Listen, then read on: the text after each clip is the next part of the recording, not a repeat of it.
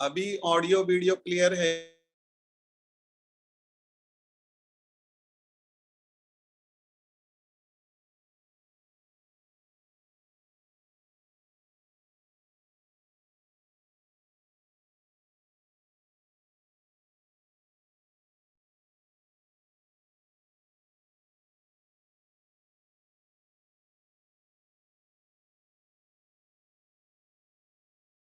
Hello, आपको आवाज आ रही?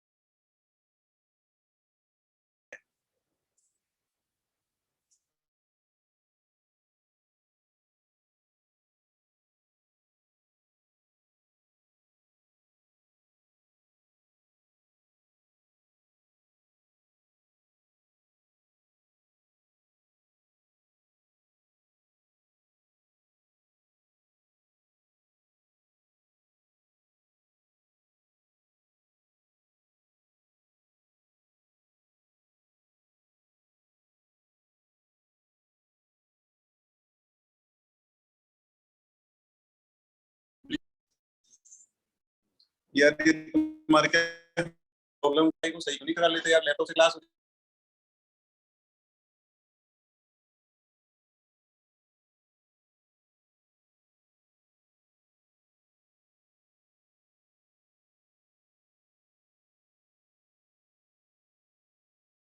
मतलब समझते यार, 2 मिनट का काम है, किसी को बुलाओ उसको सही।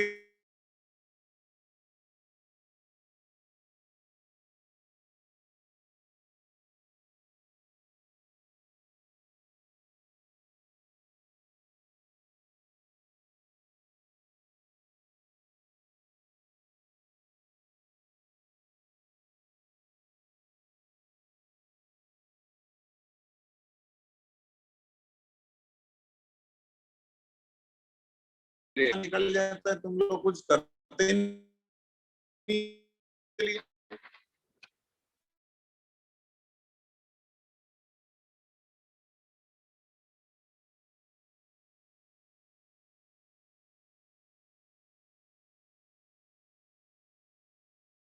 डीजी सोल पे आ गया, ठीक है, ज्वाइन हो गया डीजी सोल से।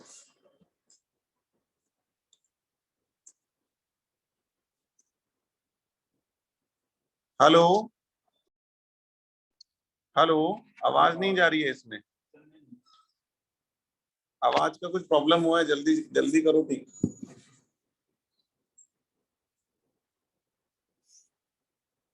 मतलब एक क्लास इस पे चलानी होती है यार, जिसमें तुम लोगों ने गदर मचा रखी, साला तुम लोगों से एक वाईफाई नहीं चल पा रहा, मतलब शर्म की बात है ये। इतने मतलब महीने निकल गए यार, बुलाओ उसको अभी के अभी, एएमसी वाला कौन है?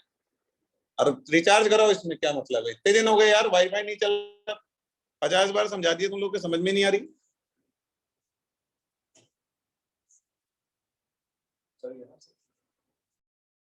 नहीं जा रही भाई। हेलो, इसमें वो माइक बोलता है ना, माइक नहीं बोल रहा है। हमेशा की समस्या है, हर शनिवार को परेशान होना पड़ता है। हेलो हेलो, आवाज आ रही है क्लियर?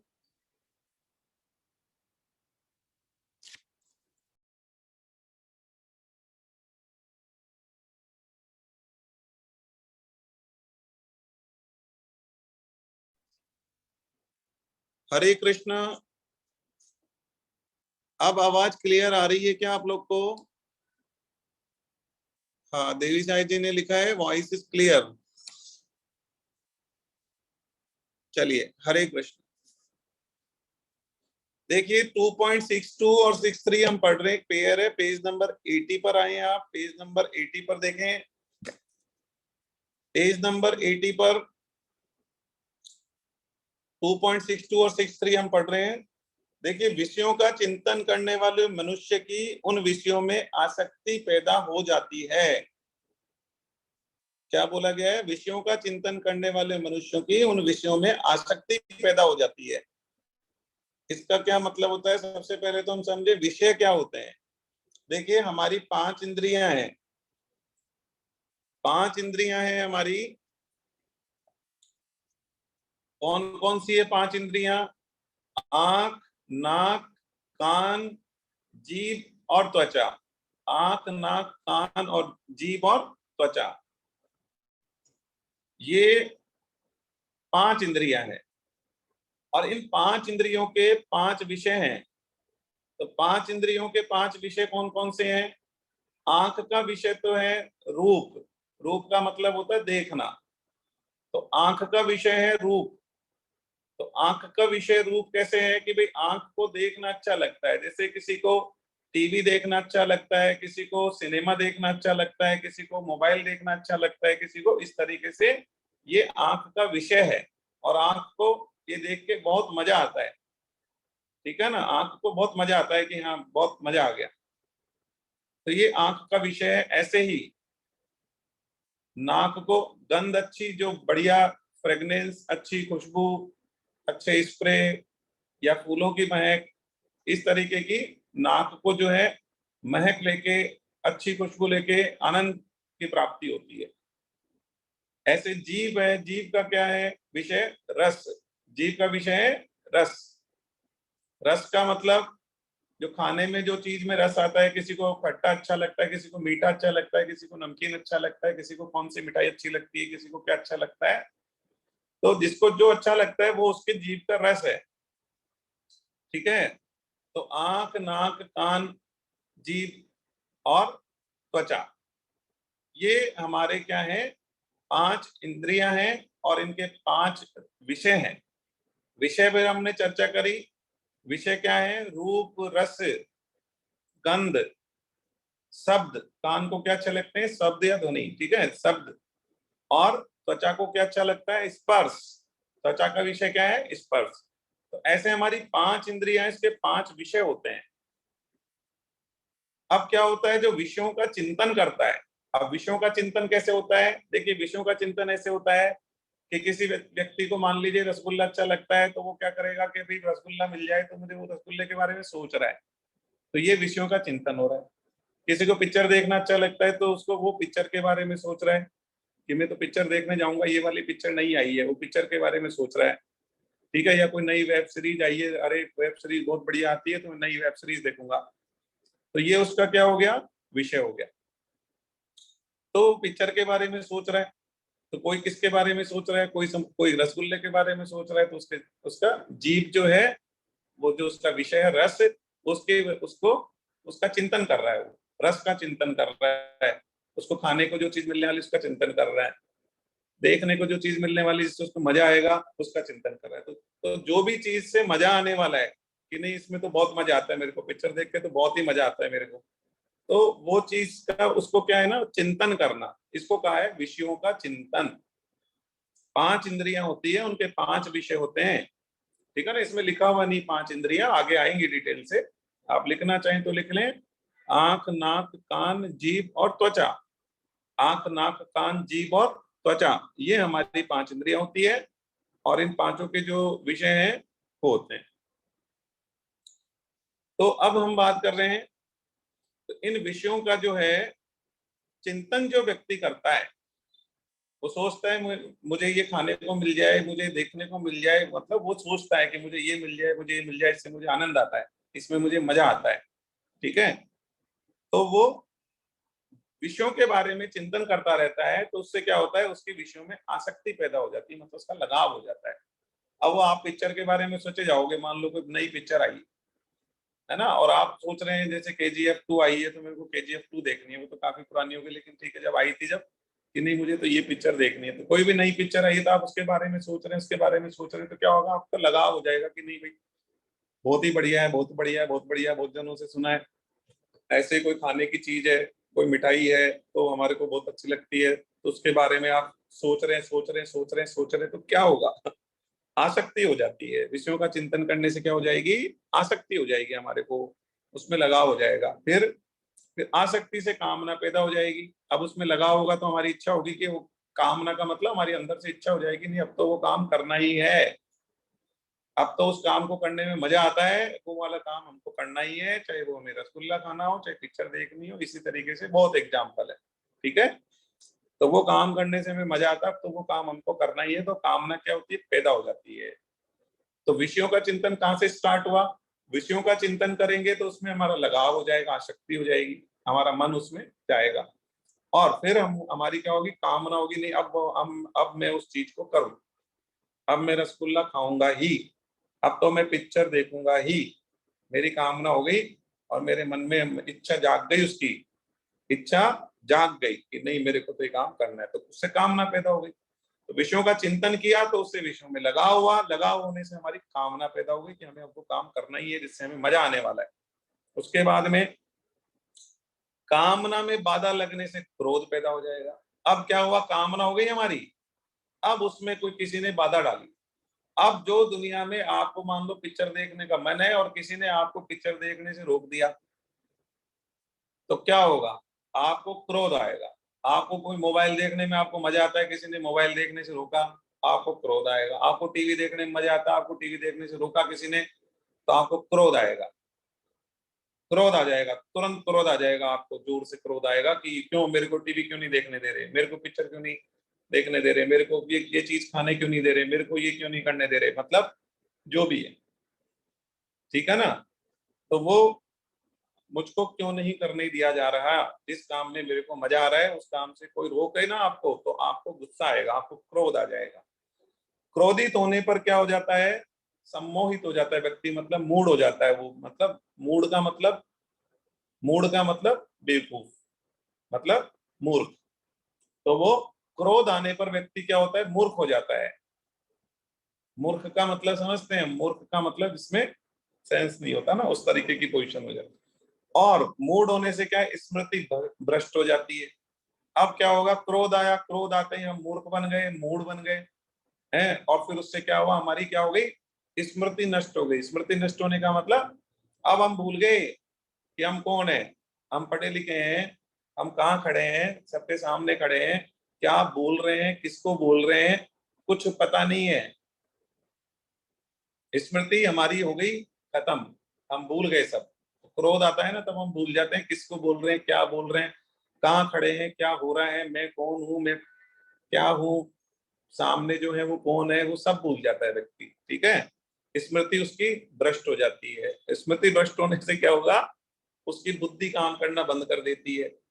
अब अब स्मृति खो गई, कौन है सामने, कुछ नहीं पता, कुछ भी, मतलब बुद्धि नष्ट हो जाती है। स्मृति खो गई, स्मृति खोने के बाद क्या होगा, नेक्स्ट स्टेप, बुद्धि नष्ट हो जाएगी, हमारी बुद्धि काम करना बंद कर देगी। और बुद्धि काम करना बंद कर देगी तो किसके सामने बोल रहे हैं, क्या बोल रहे हैं, क्या कह रहे हैं, क्यों कह रहे हैं, कुछ पता नहीं है बस।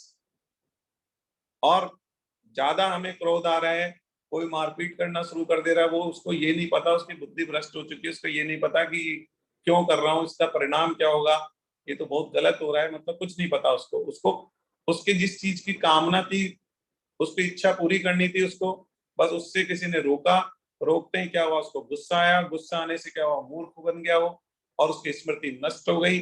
और उसकी बाद में क्या हुआ, उसकी बुद्धि का भी नाश हो गया, उसकी बुद्धि भी खत्म हो गई। और ऐसा होने से क्या होगा, उसका पतन हो जाएगा, वो घोर नरकों में जाएगा। लास्ट में क्या है, बुद्धि का नाश होने पर मनुष्य का पतन हो जाएगा, मतलब उसने अपने कर्म क्या कर दिए, खराब कर लिए। अब किसी से गलत कहना, किसी को गाली गलौज करना, किसी से मारपीट करना, किसी को कुछ भी गलत करोगे तो क्या होगा, आपका खाता क्या हो जाएगा, खराब हो जाएगा। और उसको भुगतने के लिए क्या होगा, अब आपने कर्म ऐसे किए तो आपको क्या होगा, उसके लिए नरक में जाना पड़ेगा। या वो जब कर्म लौट के आएंगे, तो आपने किसी को दुख दिया है तो आपको दुख मिलेगा, आपने किसी को मारा है तो आपको मार पड़ेगी, तो वो सब वापिस होने वाला है, रिटर्न होके जब आएगा तब आप तो बहुत नुकसान होने वाला है और आपका पतन होने वाला है, आप नरकों में जाने वाले हो, ये सब हो जाएगा। तो स्टार्ट कहां से हुआ, ये स्टार्ट हुआ विषयों का चिंतन करने से। कि मैं ये पिक्चर देखनी ही है, मेरे को रसगुल्ला मेरे को खाना ही है, ये काम करने में मेरे को मजा आता है, तो आप उसके बारे में चिंतन करते रहेंगे, चिंतन करते रहेंगे। चिंतन करने से आपका लगाव हो जाएगा, लगाव होने से क्या होगा, मतलब आसक्ति बोल दो या लगाव बोल दो एक ही बात है, तो आसक्ति हो जाएगी। आसक्ति होने से क्या होगा, आप में कामना हो जाएगी कि मैं उस काम को अब तो करूं ही करूं। अब आप उस काम को करने के लिए जब जा रहे होंगे या उसको करने की सोच रहे होंगे, उस समय यदि आपको कोई रोकेगा तो आपको क्या आ जाएगा, क्रोध आ जाएगा। क्रोध आते ही क्या होगा, आप मूड बन जाओगे, ठीक है, आपकी स्मृति का नाश हो जाएगा, और फिर स्मृति नाश होने के बाद आपकी बुद्धि का नाश हो जाएगा, और बुद्धि का नाश होने से आपका पतन हो जाएगा। तो ये जो स्टेप्स हैं कि कैसे आपका पतन होगा यदि आप विषयों का चिंतन करते हैं, तो ये हमने इतने डिटेल से समझा कि हाँ कैसे पतन होगा। भगवान ने स्पष्ट कहा कि हाँ कैसे पतन होगा, ठीक है। तो क्या करना चाहिए हमें, विषयों का चिंतन करना छोड़ देना चाहिए, विषयों का चिंतन नहीं करना चाहिए, विषयों का चिंतन नहीं करना है कि हाँ इस चीज में मजा आता है ये काम करते हैं, वो बिल्कुल नहीं करना है, क्योंकि उससे क्या होने वाला है, हमारा पतन होने वाला है। ये भगवान ने बिल्कुल स्पष्ट कर दिया है। तो ये जो दोनों श्लोक हैं इन्हों बिल्कुल स्पष्ट कर रहे हैं, हमें चिंतन करना है तो हम भगवान के रूप का चिंतन करें, भगवान की लीलाओं का चिंतन करें, तो इससे हमारा उद्धार हो जाएगा, उससे हम परम गति को प्राप्त होंगे। और हम यदि विषयों का चिंतन करेंगे तो हम अधोगति को प्राप्त होंगे, नरकों में जाएंगे, हमारे कर्म खराब हो जाएंगे।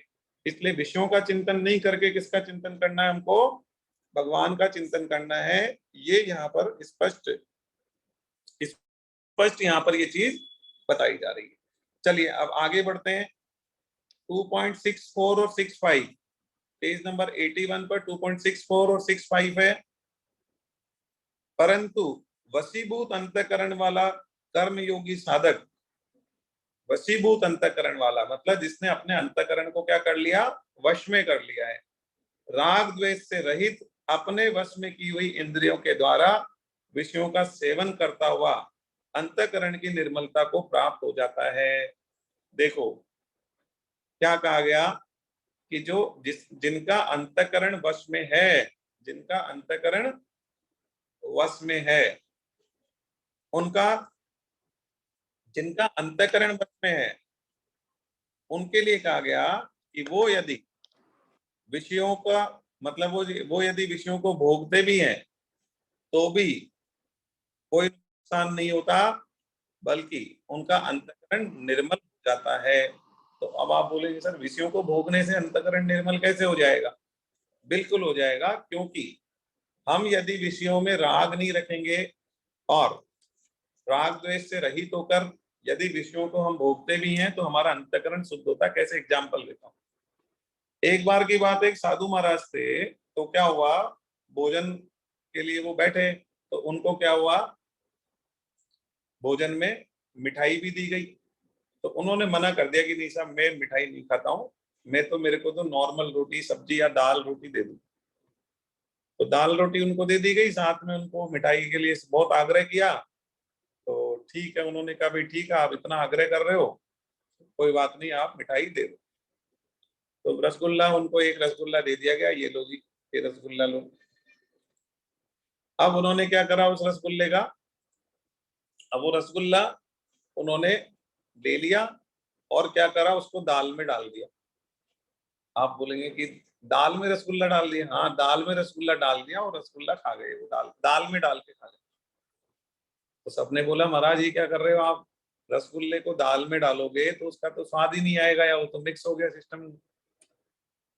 तो साधु महाराज ने यही कहा कि हाँ बिल्कुल आपने इतना आग्रह करा तो मैंने रसगुल्ला ले लिया, बाकी रसगुल्ले का स्वाद मेरे को लेना नहीं है, मेरे को उसका रस में नहीं पड़ना है, क्योंकि मेरी जीभ है ना, उसको यदि रस आएगा ना उसका तो फिर क्या है, हो सकता है वो बार बार मांगेगी।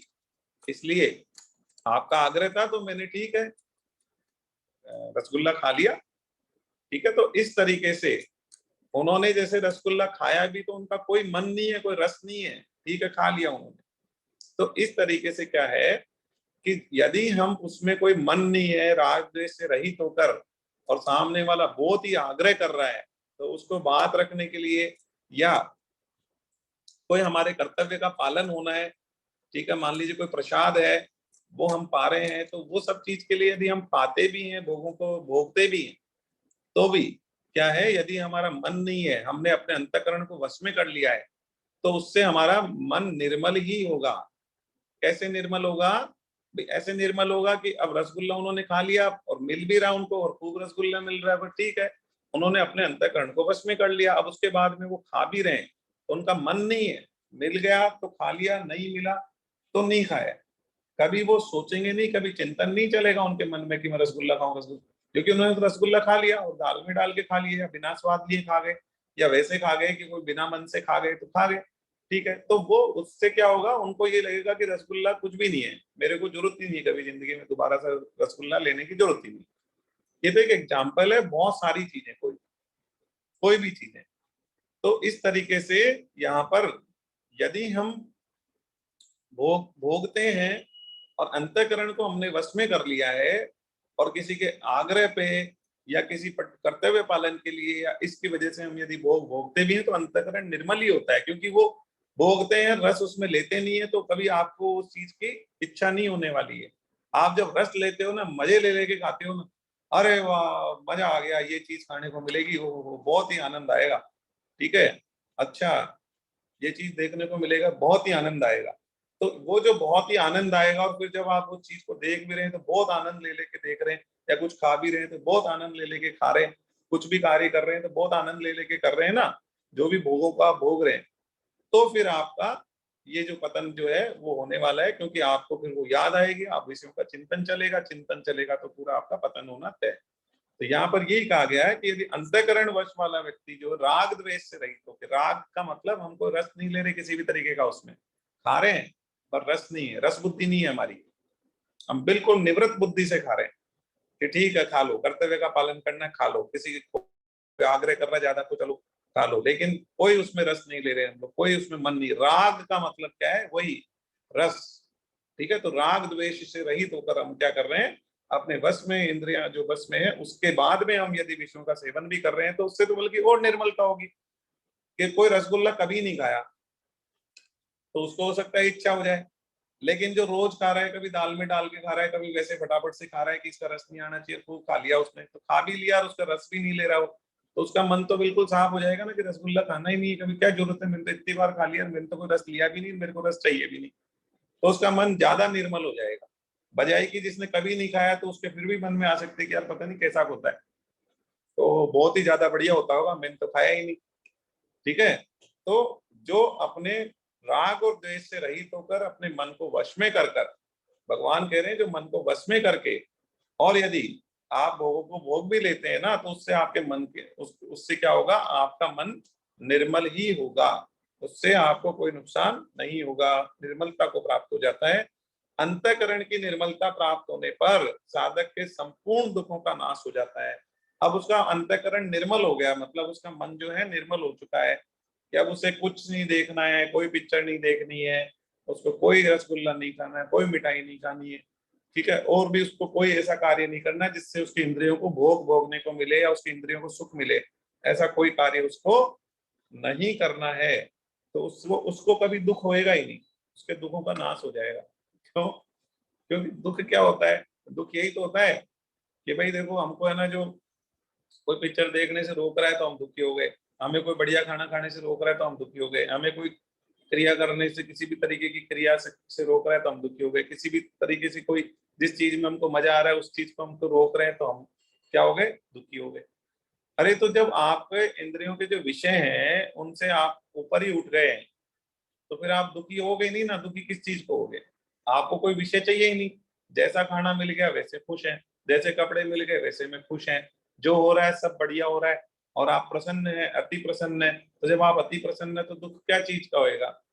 तो इसलिए भगवान कह रहे हैं जिसकी इंद्रियां वश में हो गई हैं, जो राग द्वेष से रहित हो गए हैं, अंतःकरण उनकी निर्मलता हो जाएगी, भाई वो भोग भी लेंगे, बिना बिना रस बुद्धि के, बिना राग द्वेष के यदि किसी चीज का भोग भी लेंगे, तो फिर उनका मन अंतःकरण निर्मल हो जाएगा और उनके संपूर्ण दुखों का नाश हो जाएगा, अब उनको दुख कुछ बचेगा ही नहीं। ठीक है, और ऐसे शुद्ध चित्त वाले साधक की बुद्धि निसंदेह बहुत जल्द परमात्मा में स्थिर हो जाती है। अब जो बुद्धि है अब आपकी इधर उधर नहीं भटकेगी, भोगों में नहीं भटकेगी, तो फिर क्या होगा, परमात्मा में स्थिर हो जाएगी, आप परमात्मा में लग जाओगे। और आपकी बुद्धि इधर उधर के भोगों में भटकेगी कि ये कमा लूं, ये खा लूं, ये इकट्ठा कर लूं, ये कर लूं, वो कर लूं, उससे मुझे सुख मिलेगा, इंद्रियों को सुख मिलेगा, इंद्रियों को सुख मिलेगा, इंद्रियों को सुख मिलेगा। तो सुख बुद्धि के साथ आप जिंदगी भर लगे रहोगे और लास्ट में क्या हाथ आएगा? दुख ही हाथ आएगा, सुख तो हाथ आने वाला नहीं है। यदि आपने देखिए बिल्कुल स्पष्ट एक यूनिवर्सल रूल है, यूनिवर्सल ट्रुथ है, यदि आप ये भौतिक वस्तुओं से सुख प्राप्त करोगे ना तो आपको दुख भोगना पड़ेगा। ये आप लिख के रख लो, नोट कर लो। यदि हम संसार से, संसार की वस्तुओं से सुख लेंगे तो बदले में दुख आएगा ही आएगा, उसको कोई नहीं रोक सकता। ये आप करके देख लेना, अजमा के देख लेना, कैसे भी कर, होना ही है। संसार की वस्तुओं से यदि आप सुख भोगेंगे ना तो आपको दुख मिलेगा ही मिलेगा। ठीक है? क्यों? क्योंकि वो चीज जब नहीं मिलेगी आप दुखी हो जाओगे, क्योंकि आप तो संसार की चीज से सुख भोग रहे हो ना, भोग लो। जब वो चीज नहीं मिलेगी तब फिर क्या हो जाओगे? आप दुखी हो जाओगे। इसलिए आप सुख भोग रहे हो या आप गलत कर रहे हो, कुछ गलत करके सुख भोग रहे हो तो वैसे भी आपको सजा मिलेगी, तब दुखी होना पड़ेगा। या आप गलत नहीं कर रहे हो फिर भी आप कोई सुख भोग रहे हो, तो जब वो चीज आप, जिस चीज से आप सुख भोग रहे हो वो चीज नहीं मिलेगी तो क्या होगा? आप दुखी हो जाओगे। तो इसलिए जो व्यक्ति भोगना ही बंद कर देगा तो वो तो सुखी होना ही है और वो परमात्मा में स्थिर होना ही है। ठीक है? तो यहाँ पर ये चीज भगवान ने बिल्कुल स्पष्ट कर दी है। तो दुखों का नाश कैसे होगा? भगवान ने तरीका बता दिया भाई, दुखों का नाश ऐसे होगा, अपने मन को वश में करो और राग द्वेष हटाओ, किसी चीज में रस मत लो। ठीक है? तो भगवान में रस लो और आनंद की जिंदगी जियो। मतलब देखिए, जो सच्चे सन्यासी होते हैं, सच्चे साधु होते हैं, जैसे कि राम सुखदास जी थे, राम सुखदास जी महाराज का जीवन आपने, मैं कई बार क्लास में चर्चा करता हूँ। उन्हें रुपया देते थे लोग, आगे से नहीं लेते थे। मर्सिडीज गाड़ी दी उनको, नहीं ली उन्होंने। उनको कुछ भी दोगे कुछ भी नहीं लेंगे, क्या बोलेंगे कि दो रोटी दो कपड़े चाहिए होते हैं, वो मुझे मिल जाते हैं। मेरे, मैं प्रवचन करता हूं तो कोई न कोई मुझे दे देता है, बस इससे ज्यादा मेरी कोई आवश्यकता नहीं है। मर्सिडीज गाड़ी दी उन्होंने, लौटा दी। तो मर्सिडीज, वास्तव में मर्सिडीज की आवश्यकता है नहीं, ये सच्चाई है, मर्सिडीज की कोई आवश्यकता नहीं है। ठीक है ना? जो लोग मर्सिडीज यूज नहीं कर रहे हैं वो भी बहुत सुखी हैं और मर्सिडीज यूज करने वाले भी बहुत ज्यादा दुखी हैं। ठीक है? तो ऐसा कुछ ही नहीं है कि मर्सिडीज से सुख मिलता है, ये भ्रम है, ये जीवन का भ्रम है सबसे बड़ा, कि हाँ मर्सिडीज से सुख मिलता है। हाँ मिल सकता है थोड़ी देर के लिए, लेकिन उसके बदले में फिर आप दुख के लिए तैयार रहो। दुख कैसे आएगा? मान लो आपने पैसे कमाए तो मर्सिडीज ले आए आप पैसे कमा के, अब दुख कैसे आएगा? मर्सिडीज की, आपकी मर्सिडीज को किसी ने टक्कर मार दी तो आपको नींद नहीं आएगी 3 रात, 2-3 रात तक, जब तक वो सही नहीं हो जाती है। उसका कलर खराब हो गया मर्सिडीज का, या उसकी सीट फट गई, या उसको कुछ प्रॉब्लम हो गई, या गाड़ी खराब हो गई, कुछ भी हो गया तो क्या होने वाला है? दुख आने वाला है। फिर आपने किस्तों पे ली गाड़ी, फिर किस्तें भरने में आपको तकलीफ हो रही है तो दुख आने वाला है। कि आपने आपने बारी किस्तें बना ली और वो किस्त चुकाने के लिए आप ज्यादा मेहनत करके कमा रहे हो और आप दुखी हो रहे हो, अरे इतनी बड़ी किस्त देनी पड़ रही है, वो किस्त का लोड आ रहा है। तो अब वो मर्सिडीज आपको जितना सुख दे रही है ना उससे ज्यादा दुख दे रही है। समझ गए आप? तो मर्सिडीज से सुख नहीं मिलता है, ये गलतफहमी है, बहुत बड़ी गलतफहमी है, भ्रम है। जीवन में यही तो भ्रम है कि ये जो भोग है ना संसार के, इनसे हमें सुख मिलता है, ये सबसे बड़ा भ्रम है। ये टेम्परेरी छोटा मोटा सुख कभी कभार के लिए मिल जाता है और उसके बाद में उसके पीछे पीछे ढेर सारा दुख भी आता है। तो अब देख लो, संसार के सुख भोगो और ढेर सारा दुख साथ में ले लो। एक तरीका तो ये, और दूसरा तरीका है क्या है? परमात्मा के चिंतन में सुख भोगो और परमानंद की प्राप्ति करो और परम गति को प्राप्त हो, मोक्ष को प्राप्त हो, परमात्मा की प्राप्ति कर लो। जो जीवन का उद्देश्य है, जिंदगी का उद्देश्य है, उसकी प्राप्ति कर लो। दूसरा रास्ता वो है। तो परमात्मा की याद में, परमात्मा के नाम जप में, परमात्मा के कीर्तन में, भजन में, सत्संग में, भगवान की लीलाओं में, इनमें आप आनंद की अनुभूति करोगे। धीरे धीरे परमात्मा तत्व आपको अनुभव हो जाएगा, आप परम गति को प्राप्त हो जाओगे। ठीक है? और वो आपको असीम आनंद और सुख, वो ऐसा आनंद है, वो परमानंद है। यहाँ की चीजों में तो छोटा मोटा सुख है, एक बार भगवान के साथ आपका लगाव लग गया ना तो उसमें जो आनंद है ना वो परमानंद है। वो धरती पे ऐसा किसी चीज में आनंद है ही नहीं। धरती पे तो छोटे मोटे सुख हैं और उनके पीछे बहुत बड़े बड़े दुख साथ में खड़े हुए हैं, ठीक है ना। तो वो तो सिस्टम धरती का तो ये है, और परमात्मा का सिस्टम ये है कि उसमें आनंद ही आनंद है, उसमें परमानंद है। और परमात्मा का चिंतन करो, निर्मल बुद्धि हो जाओगे, सात्विक हो जाओगे और परम गति को प्राप्त करोगे, और फायदा ही फायदा है। और संसार से सुख लोगे, नुकसान ही नुकसान है, हर तरीके का नुकसान है। तो यहाँ पर यही कहा गया है कि क्या, एक तो वो व्यक्ति सब दुखों से मुक्त हो जाता है, उसे कोई दुख दुख लगता नहीं है, ठीक है। दूसरा, उसकी बुद्धि परमात्मा में स्थिर हो जाती है। इसलिए भगवान कृष्ण ने कहा है, इस चीज को तो हमें क्या करना है, अपने जीवन में उतारना है कि हम विषयों का चिंतन आज से नहीं करेंगे। विषयों का चिंतन नहीं करेंगे, बिल्कुल विषयों का चिंतन नहीं करेंगे, कोई भी विषय भोगने के लिए, ठीक है, उसका चिंतन नहीं करेंगे, ठीक है। और बिल्कुल राग द्वेष नहीं रखेंगे किसी भी चीज में।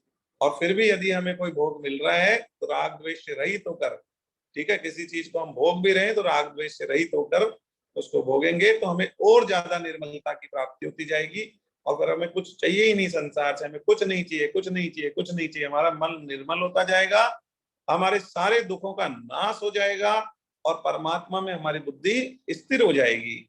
इतना जबरदस्त भगवान ने बोला, इतना बढ़िया भगवान ने बताया है कि बस यदि इनको हम जीवन में उतार लें तो हमारे जीवन में आमूलचूल परिवर्तन आ जाएगा, हमारे जीवन में बहुत बड़ा परिवर्तन आ जाएगा, ठीक है।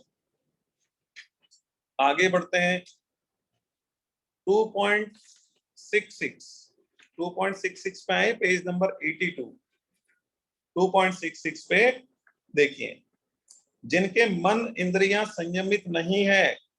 अब देखो, जिनका मन और इंद्रियां संयमित नहीं है, ये खाने को मिल जाए, ये पहनने को मिल जाए, ये चीज मिल जाए, ये चीज मिल जाए, वो चीज मिल जाए, ठीक है ना, ये चीज देखने को मिल जाए, ये चीज सुनने को मिल जाए, मतलब जितने भी हमारे मतलब विषय हैं उनकी हमें प्राप्ति हो जाए, और ऐसा ही व्यक्ति सोचता रहता है और उसका मन बिल्कुल मन और इंद्रियां उसकी बिल्कुल संयमित नहीं है, बिल्कुल संयम में नहीं है।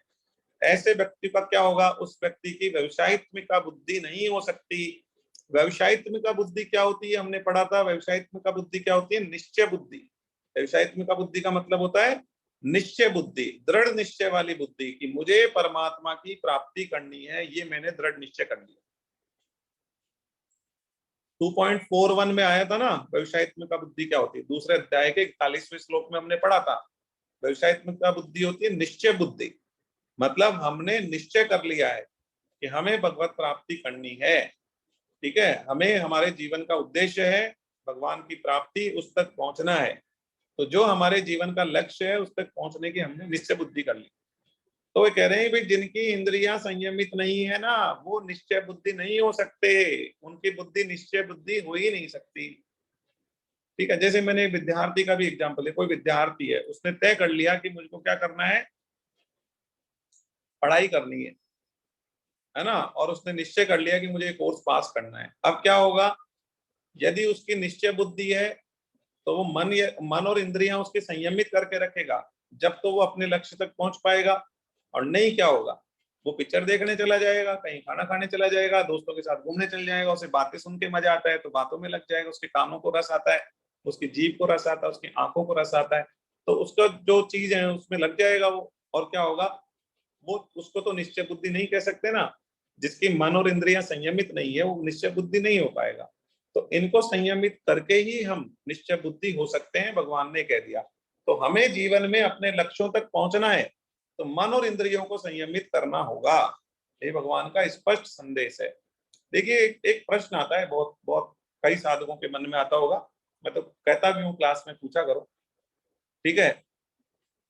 तो जिनको भी प्रश्न आता है वो पूछ लिया करो, वैसे मैं बता देता हूँ अपनी तरफ से। एक प्रश्न क्या आता है कि भाई, ये जो भोग हैं और ये जो विषय हैं और ये सब चीज तो क्या है, बहुत अट्रैक्टिव लगती है, और इनमें तो क्या है, तुरंत मन खिंच जाता है और मन लग जाता है और इसमें हम तुरंत इन्वॉल्व हो जाते हैं। और जो भगवान है उनका नाम है, जप है, माला है, और है स्वाध्याय है या आध्यात्मिक पुस्तकें पढ़ना है, तो इनमें क्या हो, हमारा मन नहीं खिंचता। तो ऐसा क्यों होता है, ऐसा क्यों होता है कि इस तरफ तो हमारा मन जल्दी से लगता नहीं है, है ना। माला भी कर रहे हैं तो माला करने में इतनी खुशी नहीं महसूस होती, लेकिन जब माला खत्म होती है तो एक खुशी महसूस होती है कि माला खत्म हो गई, मजा आ गया। अरे तो खत्म होने पे खुशी हो रही है, मतलब माला करके खुशी नहीं हो रही है आपको, है। और उधर जब हम पिक्चर देखते हैं तो पिक्चर देखते टाइम खुशी होती है, और खत्म हो जाती है तो दुख होता है, अरे यार खत्म हो गई क्या, ओ तो बहुत ही जोरदार चल रही थी, चलो खत्म हो गई, तो दुख होता है। समझ गए? तो क्या हो रहा है कि माला तो फेरते टाइम खुशी नहीं हो रही है, जब खत्म हो रही है तब खुश हो रहे हैं हम कि चलो माला खत्म हो गई। और पिक्चर क्या है, देखते टाइम खुश हो रहे हैं, खत्म होने पे दुखी हो रहे हैं। तो हमारा मन किधर है, हमारा मन किधर लगा हुआ है, जो भोग हैं उनमें बहुत मजा आ रहा है हमको, है ना, और इधर नहीं आ रहा, ऐसा क्यों होता है? एक क्वेश्चन आ जाता है कई बार क्लास में। तो देखिए, हम क्या है, ये जो जीवन हमको मिला है ना, ये हमारा पहला जन्म नहीं है। इससे पहले हो सकता है हम मनुष्य होंगे, हो सकता है हम पशु होंगे, जो भी होंगे दूसरी योनियों से हम आए, है ना, हमारे सैकड़ों जन्म पहले भी हो चुके हैं। तो जब सैकड़ों जन्म पहले भी हो चुके हैं तो उन जन्मों में हमने क्या करा है, हमने भोग भोगे, सब तरीके के भोग भोगे हमने उन जन्मों में। तो जब वो हमने भोग भोगे हुए हैं तो वो चीजें जो हमने ऑलरेडी बहुत बार कर रखी है, तो वो चीज हमको क्या है, जल्दी खींच लेती है। जिस चीज में हमको कंटिन्यू रस हम ले चुके हैं, जैसे कोई भगवान का भक्त होता है पिछले जन्म में, उसने रस ले रखा होता है भगवान की भक्ति का, तो उसको भगवान का नाम सुनते ही बहुत अच्छा लगता है और उसका मन खिंच जाता है और वो तुरंत माला जाप में लग जाता है, उसको बहुत अच्छा लगता है, भगवान का नाम बहुत अच्छा लगता है, क्योंकि उसने भगवान के साथ रस लिया हुआ है, परमानंद ले रखा है। तो वो तो फिर ऐसा उसको तो भगवान ही अच्छे लगते हैं और कुछ अच्छा नहीं लगता, क्योंकि उसने वो चीज करी है बार बार बार बार बार बार, भगवान की भक्ति करी है और वो मन उसका भगवान में लगा हुआ था। तो उसका पुनर्जन्म हुआ तो उसको भगवान अपने आप ही अच्छे लगने लग जाएंगे। तो अब हम क्या हुआ है कि पिछले जन्मों में जो भगवान का नाम लिए हुए हैं और वो तो वैसे उस साइड में चले जाएंगे और उनको वो चीज अच्छी लगेगी, और जो भोग भोगे हुए हैं, है ना, उनको फिर वो भोग अच्छे लगेंगे, तुरंत मन जाएगा किसमें, भोग में। तो ये रीजन है। लेकिन इस जन्म में हम तय कर लें कि हम धीरे धीरे धीरे धीरे चीजों को बदलेंगे, और धीरे धीरे धीरे धीरे चीजों को बदल के और भगवान में हम धीरे धीरे इंटरेस्ट हमारा बनाएंगे, बनाते जाएंगे, माला करते जाएंगे, जाप करते जाएंगे। अरे तो धीरे धीरे करते जाओगे करते जाओगे करते जाओगे तो आपको क्या होगा, उस चीज का इंटरेस्ट आ जाएगा, उस चीज में मन लगने लग जाएगा, उस चीज में अच्छा लगने लग जाएगा। मैं आपको एक बहुत बढ़िया चीज बताता हूँ। जैसे एक व्यक्ति डेली क्या है, शाम को पार्क में जाता है, तो अब क्या होता है, किसी दिन पार्क में नहीं जाता ना, तो वो छटपटाने लग जाता है कि यार आज तो ऐसे लग रहा है, अजीब सा लग रहा है, पार्क में नहीं गए हैं। ऐसे ही कोई व्यक्ति यदि डेली मंदिर जाता है ना और भगवान के दर्शन करता है ना, तो किसी दिन उसको भगवान के दर्शन नहीं मिलते ना, तो वो छटपटाने लग जाता है कि ये क्या है, आज तो मंदिर ही नहीं गए, आज तो मतलब ऐसे लग रहा है, सुना सुना लग रहा है, अजीब लग रहा है। ये मानव प्रकृति है, समझ गए? तो हम जब क्या होगा, भगवान में अपने आप को लगाएंगे, डेली मंदिर जाएंगे, डेली माला करेंगे, डेली चीजें करेंगे ना, तो क्या होगा, मन अपने आप धीरे धीरे धीरे लग जाएगा, लगता जाएगा लगता जाएगा लगता जाएगा। फिर आप किसी दिन नहीं करोगे ना भगवान के दर्शन, तो आपको ऐसे सूना लगेगा, अजीब लगेगा, और ऐसा ये लगेगा कि आज जैसे, आज तो बिल्कुल ऐसे लग रहा है दिन खाली लग रहा है, आज तो मंदिर नहीं गए, पता नहीं क्या हो, ऐसे कंफर्टेबल नहीं लग रहा। तो जैसे पार्क का होता है ना, जैसा चीज मैं पार्क का बता रहा हूँ ना, वही भगवान के साथ, भगवान के मंदिर जाओगे तो भी वही होने वाला है। तो ये मन है, ये हमारा मतलब, हमें हम जिस चीज की प्रैक्टिस हो जाती है, हम कंटिन्यू लगे रहते हैं लगे रहते हैं लगे रहते हैं, उस चीज की तरफ आकर्षित हो जाते हैं, आदत पड़ जाती है। वो चीज नहीं होना तो हमें फिर डिस्कम्फर्ट लगता है। तो इसीलिए क्या करें, हम भगवान से अपने आप को जोड़ लें, धीरे धीरे धीरे धीरे धीरे धीरे धीरे।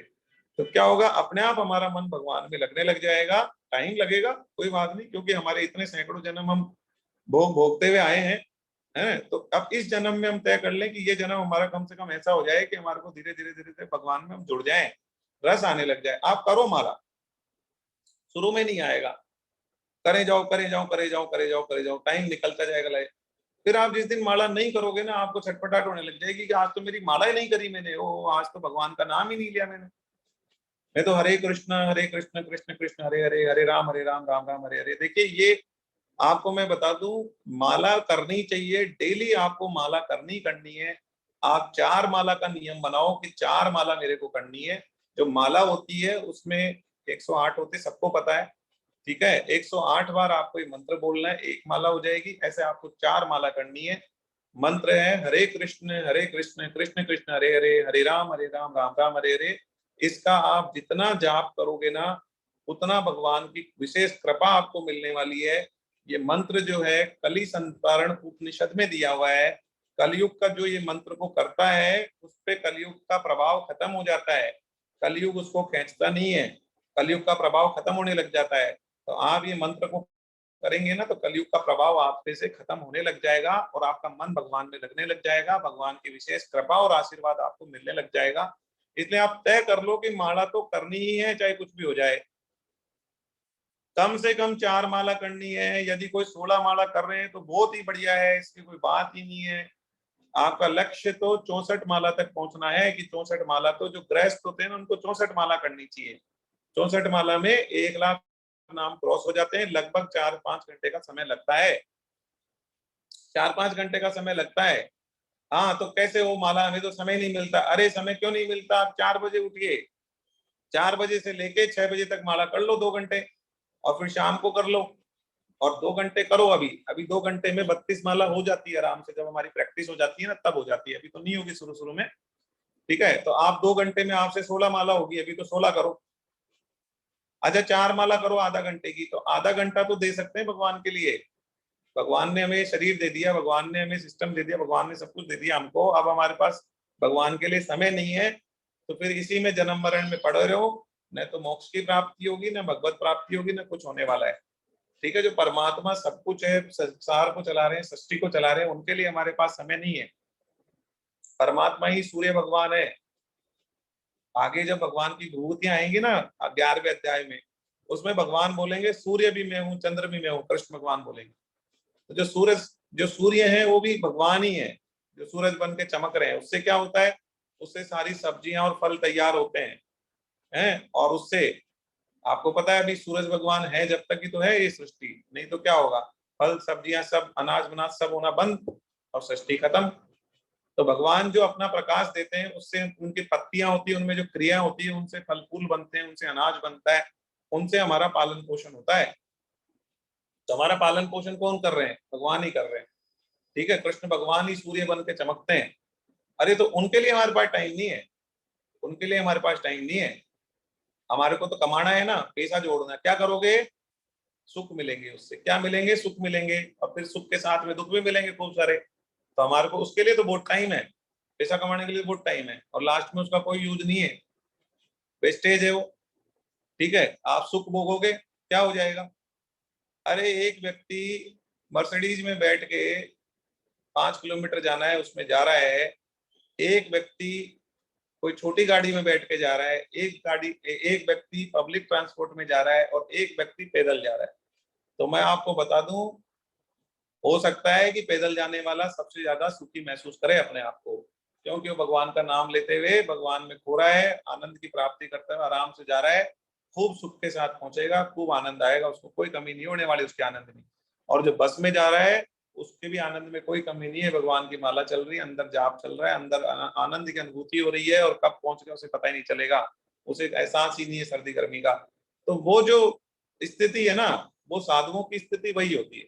आपको बताएं, योगी आदित्यनाथ जी है, योगी आदित्यनाथ जी जब चीफ मिनिस्टर बने उत्तर प्रदेश के, उन्होंने सीएम हाउस में जो उनके रूम में एसी लग रहे थे ना, सब हटवा दिए, सारे एसी हटवा दिए, बिल्कुल सारे सीएम हाउस से एसी निकलवा दिए हैं। और जो ये लग्जरी मैट्रेसेस होते हैं ना, वो सब हटवा दिए, और खुद के लिए एक तख्ता लगवाया। एक तख्ता लगा लो, तख्ता जिसपे गद्दा वगैरह नहीं, नॉर्मल चद्दर बिछा के, नहीं तो बिना चद्दर के प्लेन तख्ते पे। तो योगी जी बिना कुछ बिछाए प्लेन तख्ते पे सोते हैं, मुख्यमंत्री हैं, कोई कमी है क्या भोगों की। आप बताइए कौन सा भोग चाहिए, एसी चाहिए, कूलर चाहिए, मर्सिडीज चाहिए, अरे क्या चाहिए उनको, जो चाहिए सब एक ऑर्डर करना है, आ जाएगी चीज। खाने के लिए क्या चाहिए, आ जाएगा, सब मिल जाएगा सब। मुख्यमंत्री है भाई, मुख्यमंत्री का मतलब उनके हाथ से कई हजार करोड़ का बजट राज्य का पास होता है, और पूरे राज्य को चलाते हैं। पैसे की तो कोई बात ही नहीं, और सरकार ही इतनी सुविधाएं दे देगी। आप मुख्यमंत्री के लिए क्या मनाही है, कोई मनाही नहीं है, सीएम हाउस में जो सुविधाएं कराना चाहते हो करा लो। फिर लेकिन उन्होंने क्या करा, तख्ता लगवाया कि भाई तख्ता लगाओ मेरे लिए, और सारे जो लग्जरी गद्दे वगैरह सब हटवाए और आराम से तख्ते पे सोए। उन्हें तो बहुत बढ़िया नींद आती है, 3-4 घंटे में नींद भी पूरी हो जाती है। और उनके चेहरे पे तेज देखा है आपने, उनके चेहरे पे जो तेज है वो देखते ही पता चलता है कि हाँ एक व्यक्ति है 3-4 घंटे सोने वाला व्यक्ति है, और इतना बोलने में, इतनी आवाज में तेज, इतना चेहरे पे तेज, ऐसे व्यक्ति योगी आदित्यनाथ जी, ये क्या है? तो उनको संसारिक चीजों से सुख चाहिए क्या? हम देख पा रहे हैं, हमारे सामने एग्जाम्पल है, जीवंत उदाहरण हम देख रहे हैं, जीवंत उदाहरण है ना। तो सुखी है वो, तख्ते पर सोकर सुखी है। और हम यदि बढ़िया गद्दे पे सोकर भी सुखी नहीं है तो फिर ठीक है, फिर तो और सुख के पीछे भागते रहो, पैसे कमाते रहो। भगवान के लिए हमारे पास समय नहीं है, समाज के लिए समय नहीं है, और किसी के लिए समय नहीं है। खुद के लिए सुख इकट्ठे करने हैं, खुद के लिए पैसा कमाना है, बस उसी के लिए हमारे पास समय है। तो इतना खराब जीवन, भगवान ने तो उसको निकृष्ट कहा है। भगवान ने कहा था ना, जो व्यक्ति अपने लिए ही पकाता है, अपने लिए ही कर्म करता है, वो सबसे निकृष्ट होता है। अरे निकृष्ट भगवान ने शब्द बोल दिया, और क्या बोलेंगे कि उससे खराब कुछ भी नहीं है। तो हम क्या उस श्रेणी में हैं? अपने आप को चेक करें, क्या हम निकृष्ट श्रेणी में हैं कि हम बस खुद के लिए ही करते हैं, खुद के लिए ही कमाते हैं, खुद के लिए ही सुख चाहिए, खुद के लिए ही करना है, बाकी कोई मतलब नहीं है। इस तरीके का नहीं बनना है भाई, इस तरीके का नहीं बनना है। चलिए, तो यहाँ पर भगवान ने कहा जिनकी मन इंद्रियां संयमित नहीं है ना, ऐसे व्यक्ति की तो निश्चय बुद्धि हो ही नहीं सकती। उसकी बुद्धि तो भटकती रहेगी इधर उधर कि ये मिल जाए, ये हो जाए, ये हो जाए, ये कर लूं, ये खा लूं, ये पहन लूं, ये मेरे लिए ये आ जाए, ये सुख भोग लूं मैं। उस अयुक्त मनुष्य में निष्काम भाव तथा कर्तव्य परायणता का भाव भी नहीं आ सकता। ऐसा मनुष्य है ना जिसका मन संयमित नहीं है ना, इंद्रिया संयमित नहीं, निष्काम भाव कर्तव्य परायणता कहाँ से आएगी उसमें? निष्काम भाव मतलब, निष्काम भाव तो आपको पता है, हमने चर्चा की थी। क्या निष्काम का मतलब? खुद के लिए नहीं करना कुछ भी। हम कोई कर्म भी कर रहे हैं तो उसमें क्या है, दूसरे के फायदे के लिए, बिना कोई रिटर्न चाहे, कि हमें बदले में कुछ नहीं चाहिए, दूसरे की सेवा के लिए कर्म कर रहे हैं निष्काम भाव से। जो फल मिलना है मिल जाएगा, जो आना है आ जाएगा, पर कोई इच्छा नहीं है। ठीक है, तो वो होता है निष्काम कर्म। तो ऐसा व्यक्ति निष्काम भाव से दूसरों के सेवा के लिए, दूसरों के लिए नहीं जी सकता। जिसकी मन इंद्रिया संयमित नहीं हो, दूसरे के लिए क्या जिएगा? वो तो खुद के लिए जिएगा ना। ये बात है, तो सही कह रहे हैं कृष्ण भगवान, तो बिल्कुल सही कह रहे हैं। और कर्तव्य परायणता का भी भाव नहीं रहेगा उसमें। कर्तव्य क्या होता है? हमारा कर्तव्य है देश के प्रति, समाज के प्रति, परिवार के प्रति। अरे जो व्यक्ति के खुद के इंद्रियां संयमित नहीं है ना, जिसको खुद के लिए सब कुछ चाहिए ना, वो अपने कर्तव्यों का पालन नहीं कर पाएगा। हाँ, उसके पास पैसे इतने ही हैं कि वो खुद के लिए सुख सुविधा जुटा सकता है या माता पिता का इलाज करा सकता है, तो वो क्या करेगा? खुद सुख सुविधाएं भोग लेगा, माता पिता का इलाज बाद में कराएंगे या कम जगह करा लेंगे, सरकारी अस्पताल में करा लेंगे, या नहीं कराएंगे तो चल जाएगा। तो क्यों? क्योंकि उसको कर्तव्य पालन की चिंता नहीं है, उसको सुख भोगना है। तो वो कर्तव्य परायण भी नहीं होता है वह व्यक्ति कर्तव्य परायण भी नहीं हो पाएगा।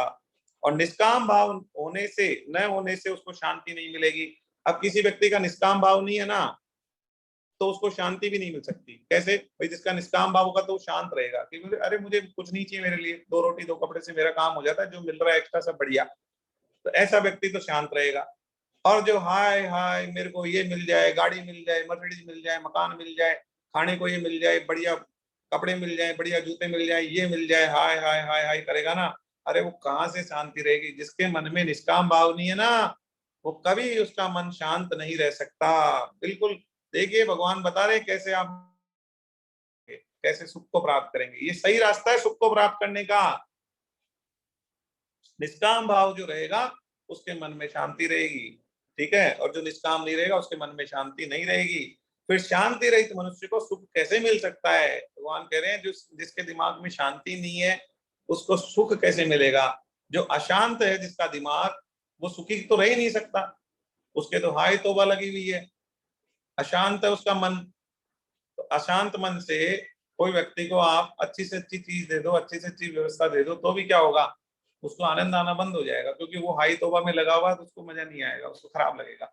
जैसे मान लो आपको कोई अपॉर्चुनिटी मिल रही थी, वो आपकी छूट गई और आप उस समय दुखी हो, तो उस समय आपको कुछ भी अच्छा नहीं लगेगा, आप दुखी रहोगे। तो कई लोग होते हैं ना जिनको बहुत कुछ मिला हुआ है फिर भी वो दुखी रहते हैं हमेशा। क्यों? क्योंकि उन्हें और चाहिए होता है। और कई लोग होते हैं ना जिनके पास कुछ भी नहीं होता लेकिन बहुत सुखी रहते होते हैं, उन्हें कुछ चाहिए ही नहीं होता है, उन्हें कुछ चाहिए ही नहीं होता है ना, तो हमेशा सुखी रहते हैं। और जिन्हें सब कुछ होने के बाद भी बहुत कुछ चाहिए, वो हमेशा दुखी रहते हैं। तो भगवान ने स्पष्ट कह दिया कि आप वैसे मत बनो कि सब कुछ होने के बाद भी और चाहिए और चाहिए और बहुत कुछ और चाहिए। वैसे बनोगे जिंदगी भर दुखी रहोगे। सुखी रहने का फार्मूला क्या है? खुद के लिए कुछ नहीं चाहिए, खुद के लिए कुछ नहीं चाहिए, हमेशा सुखी रहोगे, हमेशा सुखी रहोगे। ठीक है, ये भगवान ने फार्मूला बता दिया सुखी रहने का। तो अब हमें हमेशा सुखी रहना है, जिंदगी भर सुखी रहना है भाई। खुद के लिए कुछ नहीं चाहिए, जो आ रहा है अच्छा है, नहीं भी आए तो कोई बात, दो रोटी दो कपड़े से काम हो रहा है, क्या करना है? समाज में इज्जत का क्या करना है? बहुत ज्यादा नहीं चाहिए इज्जत, इज्जत चाहिए, पैसा चाहिए, मान बढ़ाई चाहिए। बस ये जो चाहिए चाहिए चाहिए में लगे रहेंगे ना तो दुख पाएंगे। और कुछ नहीं चाहिए होगा ना, कुछ नहीं चाहिए दो रोटी दो कपड़े, अरे क्या। अच्छा, आपकी क्या लगता है? आपको आपकी इज्जत बहुत कर रहा है समाज, कोई इज्जत नहीं कर रहा। मैं बता दूं आपको, ये भ्रम है केवल। ये भ्रम टूट जाएगा थोड़े टाइम में, टूट जाता है, कईयों का टूट जाता है। जैसे आप कोई कोर्स कर रहे हैं, फेल हो गए 4 बार, तो भ्रम टूट जाएगा। आपके दोस्त भाग छूटेंगे, सब रिश्तेदार नातेदार सब भाग छूटेंगे। भ्रम होगा ना कोई कि ये मेरा रिश्तेदार है, ये मेरा सगा है। आप व्यापार में हानि हो गई, आपको लॉस हो गया, आपके सब भाग छूटेंगे सगे संबंधी, तो आपको कोई भ्रम है ना कि मेरे को सम्मान कर रहे हैं। ये भ्रम है केवल, सम्मान किसी के मन में नहीं है, कुछ ही नहीं है। तो आप उस चीज के पीछे भाग रहे हैं जो केवल भ्रम है। भ्रम के पीछे भाग रहे हैं आप, भगवान के पीछे नहीं भाग रहे आप। गलत रास्ता हुआ, गलत डायरेक्शन है कि मेरे को इज्जत, मेरे को मान, मेरे को बढ़ाई, मेरे को ये है। तो वो आप सोच रहे हैं हाँ मिल रही है मिल रही है, लेकिन वो भ्रमित हो रहे हो आप। भ्रमित इसलिए हो रहे हो कि कुछ भी नहीं है, वो दिखावा है। कब तक? जब तक आपकी हल्ती चलती है, जब तक आपका सिक्का चल रहा है, जब तक आप पास हो रहे हो एग्जाम में, जब तक आपके व्यापार में प्रॉफिट हो रहा है, तब तक है इज्जत आपकी, बस। उसके बाद इज्जत क्या है? जीरो, बल्कि माइनस में इज्जत आपकी। ठीक है, इसलिए आप उस झूठे भ्रम के पीछे जो जिंदगी जी रहे हैं ना, उसको बंद करो जीना। ये भगवान ने कहा है। उसको शांति नहीं मिलेगी। जो निष्काम भाव से, जो निष्काम भाव से कर्म करेगा, उसको खुद के लिए कुछ नहीं चाहिए, उसका मन शांत रहेगा और वो सुखी रहेगा। ठीक है, और जो खुद के लिए सब कुछ चाहिए, वो जिंदगी भर दुखी रहेगा। सब कुछ होने के बाद भी बहुत कुछ चाहिए, वो दुखी ही रहेगा। तो पर जब भगवान कृष्ण आके बता रहे हैं और ये चीजें स्पष्ट आपको दिखती भी है ना, तो अब इस चीजों को अपने जीवन में उतारना है। मुख्य बात ये है, अरे भगवत गीता सुन ली और जीवन में नहीं उतारी ना, तो कोई फायदा नहीं है सुनने का। सुनने का फायदा ही तब है जब हम जीवन में उतारें। एक वो कबूतर वाली कहानी है ना, कबूतरों का झुंड था एक। तो क्या हुआ, उनको एक गुरुजी थे, उन्होंने सिखाया कि शिकारी आएगा, जाल बिछाएगा, दाना डालेगा, है ना, तो दाना नहीं चुगना है, जाल में नहीं फंसना है। तो ये उनको सिखा दिया। तो क्या हुआ, उन्होंने रट लिया। शिकारी आएगा, दाना डालेगा, जाल बिछाएगा, जाल में नहीं फंसना है। शिकारी आएगा, दाना डालेगा, जाल बिछाएगा, जाल में नहीं फंसना। उनको याद हो गया, रट लिया उन्होंने। लेकिन उन्होंने जीवन में नहीं उतारा। तो क्या हुआ, वो रट लिया उन्होंने, दाना डाला शिकारी ने, वो दाना दाना खाने चले गए और उसमें फंस गए जाल में। क्यों फंस गए? क्योंकि उन्हें तो रटा था, केवल जीवन में नहीं उतारा था उन्होंने। तो ध्यान नहीं दोगे, हम क्या है, रट लेंगे चीजों को, देख लेंगे और जीवन में नहीं उतारेंगे ना, तो हम जाल में फंस जाएंगे। तो कबूतर बोलता रहे कि शिकारी आएगा, दाना डालेगा, और फंसना नहीं है, फंसना नहीं है, बोलते रहे। और क्या हुआ, दाना डाला और दाना दाने के चक्कर में फंस गए। तो हमारी भी स्थिति वही होगी यदि हम भगवत गीता को सुनेंगे, हैं, देख लेंगे, पढ़ भी लेंगे, लेकिन जीवन में नहीं उतारेंगे, तो बस वही होने वाला है। जाल में हम फंसते जाएंगे, बार बार भोग आते जाएंगे आपके सामने, सांसारिक वस्तुएं आती जाएगी, सांसारिक सुख आते जाएंगे, और उनके पीछे हम पढ़ देंगे और फंसते जाएंगे। भगवत गीता पढ़ते जाएंगे, फंसते जाएंगे, भगवत गीता पढ़ते जाएंगे, फंसते जाएंगे। अरे तो ऐसी भगवत गीता पढ़ने से कोई लाभ नहीं होने वाला। लाभ तब होगा जब आप इस भगवत गीता को अपने जीवन में उतारो। जो भगवान एक एक श्लोक बोल रहे हैं, जैसे 2.6 में बोला, विषयों का चिंतन नहीं करो। विषयों का चिंतन करने से क्या होगा, पूरी रेल बन जाएगी, लास्ट में पतन हो जाएगा। तो विषयों का चिंतन मत करो, जीवन में उतार लो। ऐसे भगवान एक एक चीज बोलते जा रहे हैं ना। जो निस्वार्थ भाव से कर्म नहीं करेगा, उसके मन में शांति नहीं रहेगी, कभी सुख की प्राप्ति नहीं करेगा, वो हमेशा दुखी रहेगा। तो क्या करो, निष्काम भाव से कर्म करो, तो अपने आप सुखी होते जाओगे। दूसरों के लिए जीना है, दूसरों को सुख देना है, मेरे को खुद के लिए कुछ नहीं चाहिए। ठीक है, मैं अपने कर्तव्य के लिए कर्म कर रहा हूँ, मेरे कर्तव्य हैं उनके लिए मैं अपना कर्म कर रहा हूँ, जो मिल रहा है वो अच्छा है, बस। ठीक है, इस भाव से आप जिंदगी जियो। मिलेगा क्यों नहीं मिलेगा, जो आपके भाग्य में लिखा है 10 बार आएगा, आपके पीछे आएगा।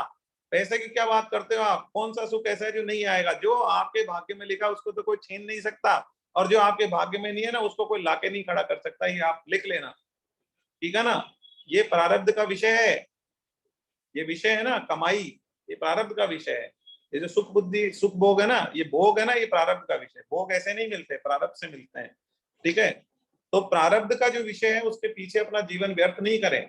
जो चीज आनी होगी आ जाएगी, आप अपना कर्म करें। और मैं पहले भी क्लास में हमारी चर्चा हुई है, अरे आप गेहूं की फसल बोओगे तो क्या उगेगी नहीं, क्या उग जाएगी अपने आप। अब उसकी चिंता करो कि क्या नहीं क्या होगा क्या होगा, उसके पीछे हाई तोबा करते रहोगे तो क्या हो जाएगा, उग जाएगी। जितनी उगनी होगी उतनी उग जाएगी। 2 बोरी होनी है, 4 बोरी होनी, आप अपना कर्तव्य करते रहो, बात खत्म, निष्काम भाव से। बस जो उगनी होगी उग जाएगी, जितना आना होगा आ जाएगा। यही भगवान कह रहे हैं, निष्काम भाव रखो। आप कर्म करते जाओ, कर्म का फल जो बनेगा भगवान अपने आप दे देंगे। कर्म करते जाओ, निष्काम भाव रखो, अपना कर्तव्य पालन के लिए आप कर्म कर रहे हो, बस खुद के लिए नहीं।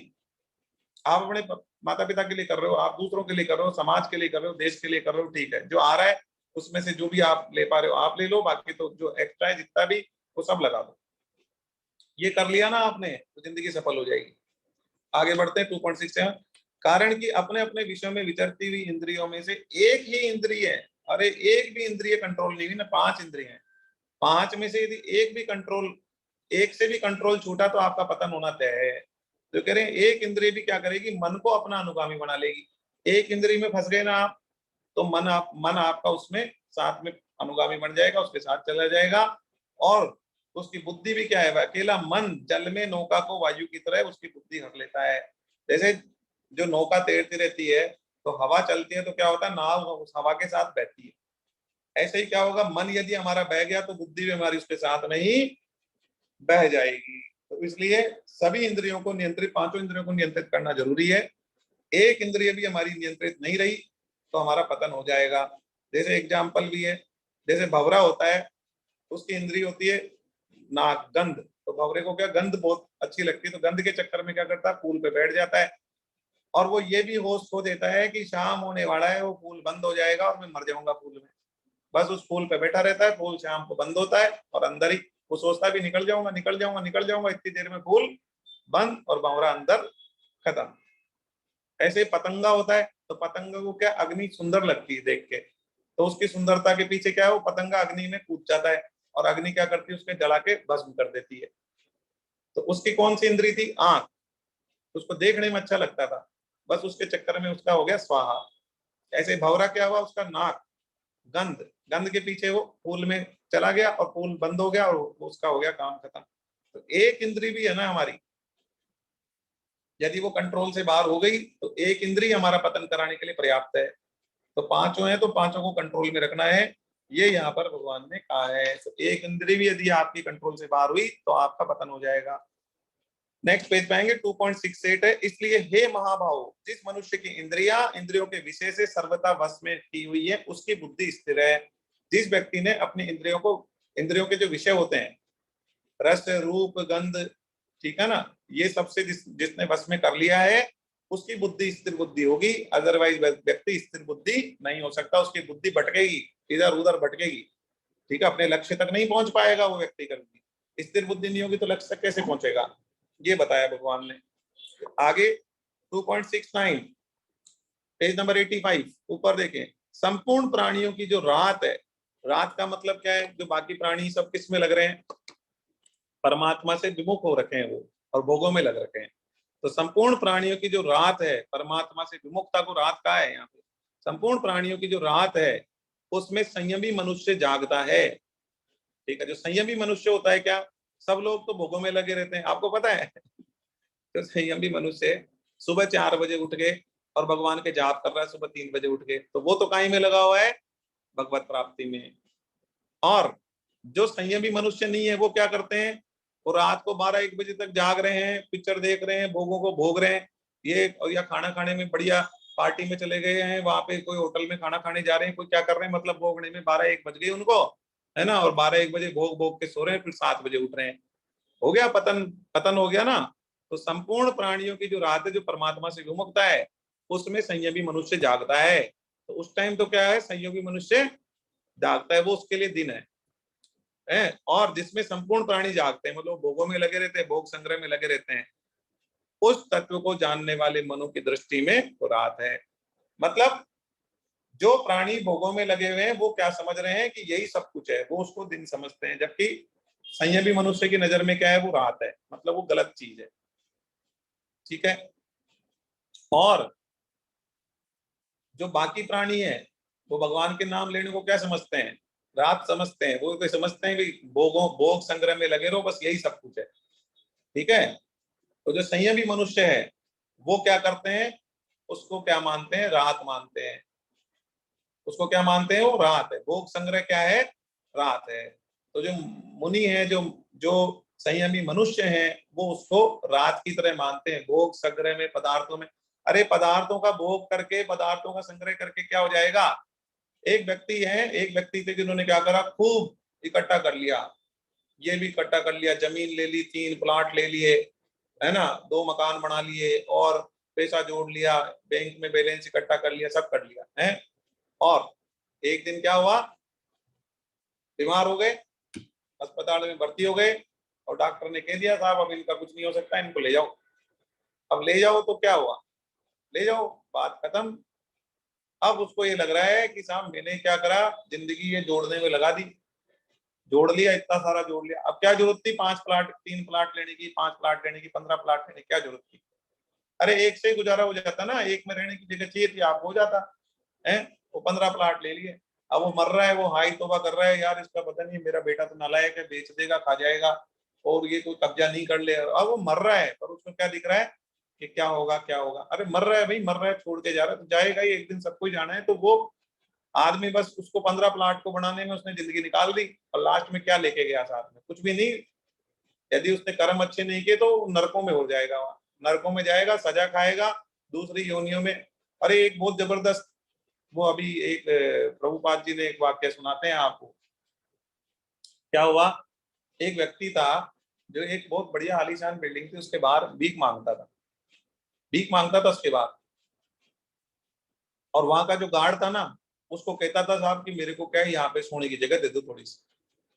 तो गार्ड क्या करता था, उसको फटकार देता था, अच्छा इस बिल्डिंग में सोएगा क्या, तू भिखारी है, हमारी बिल्डिंग के बाहर भीख मांगता है और अंदर सोने की बात कर रहा है, चले यहाँ से। वो उसको भगा देता था गार्ड, डांट के भगा देता। वो रोज कहता था साहब मेरे को इस बिल्डिंग में सोने दो, मैं यही भीख मांगता हूँ बाहर ही, तो यहीं सो जाऊंगा। गार्ड उसको भगा देता था है। आपको पता है वो व्यक्ति जो भिखारी है ना, वो कौन था, वो भिखारी कौन था, वो भिखारी उस बिल्डिंग का पिछले जन्म में मालिक था। उसने खड़े होकर वो बिल्डिंग बनाई थी, खड़े होकर उसने वो बिल्डिंग बनवाई थी,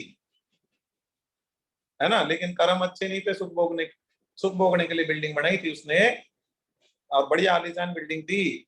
और उसको क्या बनना पड़ा, अगले जन्म में भिखारी बना दिया भगवान ने, है। अब वो उसकी स्थिति क्या है, अब आप समझ गए होंगे कि वो बिल्डिंग बनाई और उसकी दुर्गति क्या हुई कि अगले जन्म में वो भिखारी बना, और उस बिल्डिंग के बाहर भीख मांग रहा है, और उस बिल्डिंग में सोने के लिए कह रहा है, और गार्ड उसको फटकार के क्या निकाल रहा है, बाहर निकाल रहा है।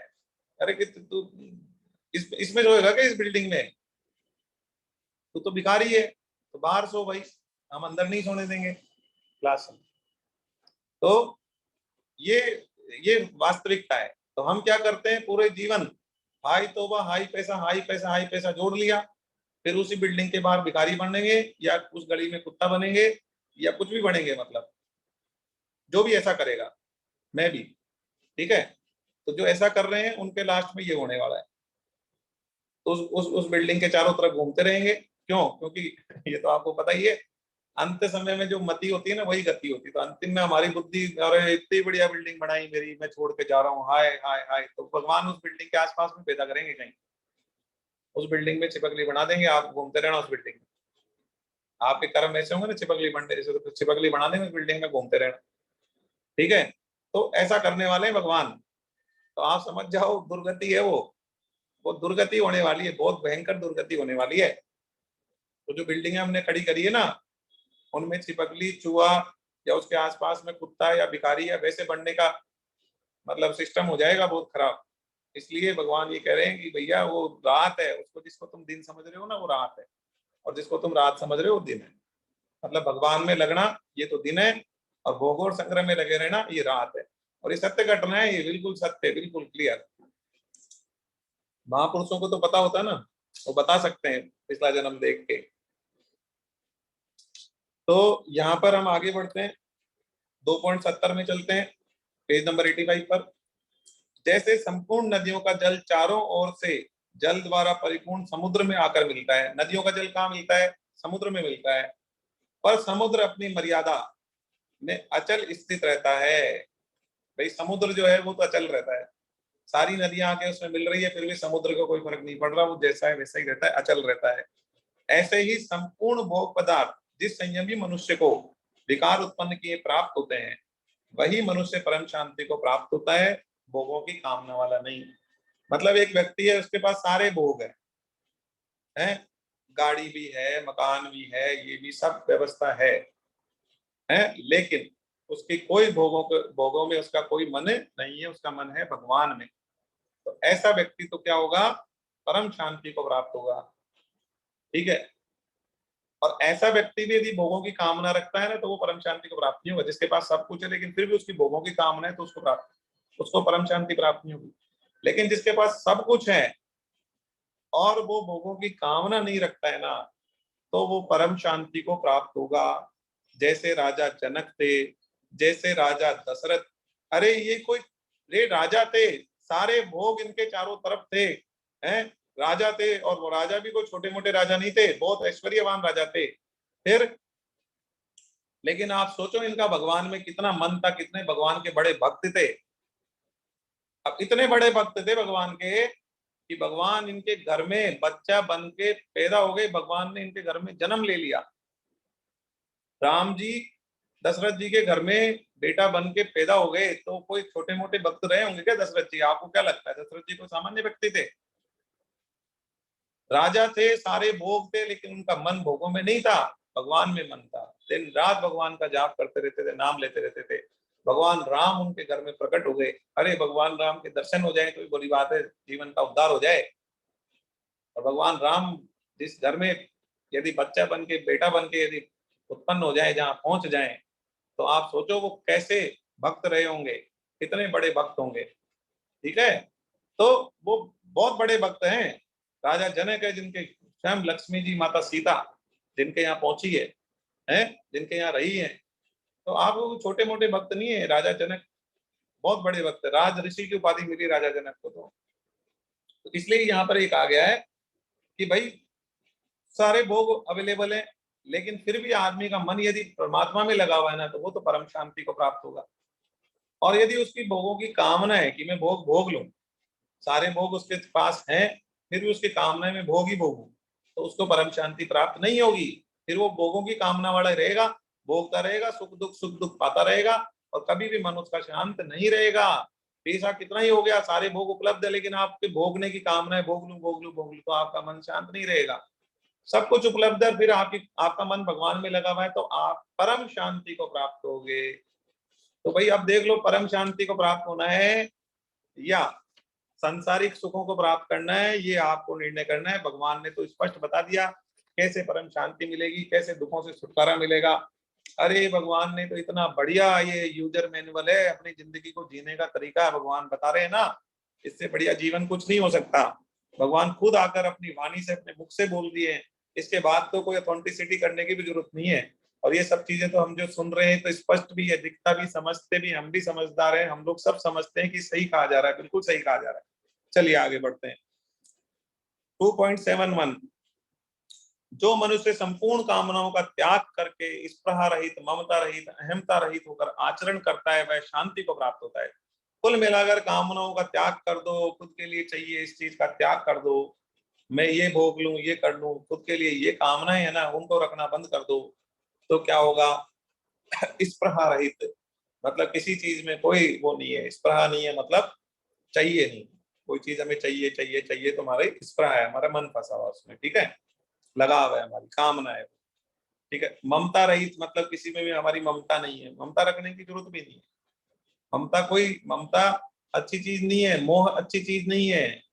हाँ, आप बोलेंगे सर हमारे मिलने वाले या घर वाले हैं तो उनमें तो हमारा मोह ममता, हाँ तो जरूरत नहीं है ना उसकी, आप अपने कर्तव्य का पालन करो, ठीक है, बात खत्म। मोह रखने की जरूरत नहीं है, आप अपने कर्तव्य का पालन करो पूरी निष्ठा से, उनकी सेवा करो जो आपके परिवार वाले हैं, ठीक है, इसमें मोह रखने की क्या बात है, एक दिन तो सबको जाना ही है, ठीक है, तो बस अपना कर्तव्य करो आप। मोह में प्रेम में फर्क होता है, पिछले क्लास में बहुत डिटेल से चर्चा हुई थी इस मुद्दे पे, ठीक है ना। तो मोह मत रखो। अहमता रहित मतलब अहंकार मत रखो कि मैं हूं, मैं, अरे मैं क्या है, कुछ भी नहीं है, मिट्टी में मिलना है एक दिन, ठीक है ना। तो वो ये सबसे ऊपर उठ के जो व्यक्ति आचरण करता है वह परम शांति को प्राप्त होता है। बिल्कुल निष्प्रय होते हैं ना जो लोग, उनको कुछ नहीं चाहिए होता है, मतलब कामना ही मत रखो। कुल मिला के जो कामना नहीं रखेगा ना, वो अपने आप ही ममता रहित, मोह रहित और ये सब चीज में हो जाएगा, अहंकार रहित हो जाएगा। उसको कामना नहीं है, कुछ चाहिए नहीं खुद के लिए, तो अपने आप ही धीरे धीरे धीरे धीरे ममता खत्म हो जाएगी, मोह खत्म हो जाएगा, और मन में क्या आ जाएगी, क्षमता आ जाएगी। क्षमता किसको, समता। समता मतलब समानता, सुख दुख में समता, समबुद्धि होना। सिद्धियो सिद्धियो समो भूत्वा, भगवान ने बोला था ना 2.48 में, ठीक है। तो समता आ जाएगी हमारे अंदर, तो सब चीज को छोड़ेंगे, समान बुद्धि रखेंगे, सुख में दुख में समान, लाभ हानि में समान, हार जीत में समान। कैसे आएगी वो बुद्धि, सब चर्चा हमने करी है ना। तो वो समता बुद्धि हो जाएगी हमारी जब हम कामनाओं का त्याग करेंगे, तो ममता कामना ये सब भाग जाएंगी और समता आ जाएगी, ठीक है। समता योग है, समत्वम योग उच्चते, समता योग है, ठीक है। आगे लास्ट है 2.72। हे प्रतानंदन, पेज नंबर 87 पे नीचे नीचे है, हे प्रतानंदन यह ब्राह्मी स्थिति है, इसको प्राप्त होकर कभी कोई मोहित नहीं होता है। ये ब्राह्मी स्थिति है, जो इसको प्राप्त कर लेता है ना वो मोहित नहीं होता है, मतलब वह व्यक्ति फंसता नहीं है चीजों में। इस स्थिति में यदि अंत काल में भी स्थित हो जाए तो निर्वाण शांत ब्रह्म की प्राप्ति हो जाती है। मतलब ऐसी स्थिति जिसमें हमने संपूर्ण कामनाओं का त्याग कर दिया है, ममता रहित हो गए, स्पृहा रहित हो गए, अहमता रहित हो गए, तो ये ब्रह्मी स्थिति है, ब्रह्म स्थिति है। ऐसी स्थिति में पहुंच गए आप, और अंत समय में भी ऐसी स्थिति में पहुंच गए तो आपको क्या हो जाएगा, ब्रह्म की प्राप्ति हो जाएगी, निर्वाण मतलब मोक्ष की प्राप्ति हो जाएगी, आपको मोक्ष मिल जाएगा। ये भगवान ने स्पष्ट बोल दिया है। तो हमें ऐसी स्थिति तक पहुंचने की कोशिश करनी है, हमें कामना रहित होना है, हमारे को कामनाएं हटानी है, खुद के लिए कुछ नहीं चाहिए। तो ये पूरा जो भगवान ने बताया, दूसरा अध्याय समाप्त हुआ है। तो बहुत ही बढ़िया, मतलब इतना जबरदस्त है कि हम जीवन में उतारेंगे ना यदि, अरे हम तो कुछ चांट ले कि भैया 2 श्लोक उतारने हैं, अरे एक श्लोक चांट लो आप, 2.6263 जो का पेयर है उसको चांट लो, उसको उतार लो, जिंदगी चेंज हो जाएगी। भगवत गीता का तो एक श्लोक भी आपने जीवन में उतार लिया तो लाइफ चेंज होगी, और सारे उतार लिए तो फिर तो आपको पता ही है कि आप क्या हो जाओगे, आपकी पर्सनैलिटी क्या हो जाएगी, बहुत ही जबरदस्त हो जाएगी। चलिए आगे बढ़ते हैं। लास्ट में ओम तत्सत तत्सत इति श्रीमद्भगवत गीता सुपनिषत्सु ब्रह्म विद्यायाम योग शास्त्रे श्री कृष्ण अर्जुन संवादे सांख्य योगो नाम द्वितीय अध्याय है। ये पुष्पिका है, ठीक है। पुष्पिका क्या होती है इसकी डिटेल हम पूरी पढ़ चुके हैं। पुष्पिका का वर्णन, अध्याय पहला अध्याय खत्म हुआ, वहां पे पुष्पिका का वर्णन दिया हुआ है। तो हर अध्याय के अंत में हमको ये पुष्पिका बोलनी होती है। हरे कृष्ण। तो ये अध्याय हमारा समाप्त होता है। अब हम अध्याय जो है अध्याय 3, ठीक है, थर्ड चैप्टर हम स्टार्ट कर रहे हैं। थर्ड चैप्टर है कर्म योग, ठीक है। चलिए हम थर्ड चैप्टर जो है नेक्स्ट क्लास में पढ़ेंगे, आज हम सेकंड चैप्टर तक ही पढ़ते हैं, ठीक है। अभी हमारा कुछ मतलब कुछ इम्पोर्टेंट वर्क है, तो 12 बजे तक का ही टाइम था आज क्लास लेने का मेरा। तो अभी जो है हम लोग क्लास खत्म कर रहे हैं, और लास्ट में 2 मिनट के लिए क्या कर रहे हैं हम लोग, भगवान का कीर्तन कर रहे हैं। लास्ट में 2 मिनट भगवान का कीर्तन कर रहे हैं, ठीक है, और क्लास की समाप्ति कर रहे हैं। और किसी का कोई प्रश्न है तो आप पहले पूछ लें, पहले प्रश्न ले रहे हैं, किसी का प्रश्न है तो आप पूछें, फिर कीर्तन करके बस क्लास की समाप्ति करेंगे। हैंड रेज भी कर सकते हैं, चैट में भी डाल सकते हैं।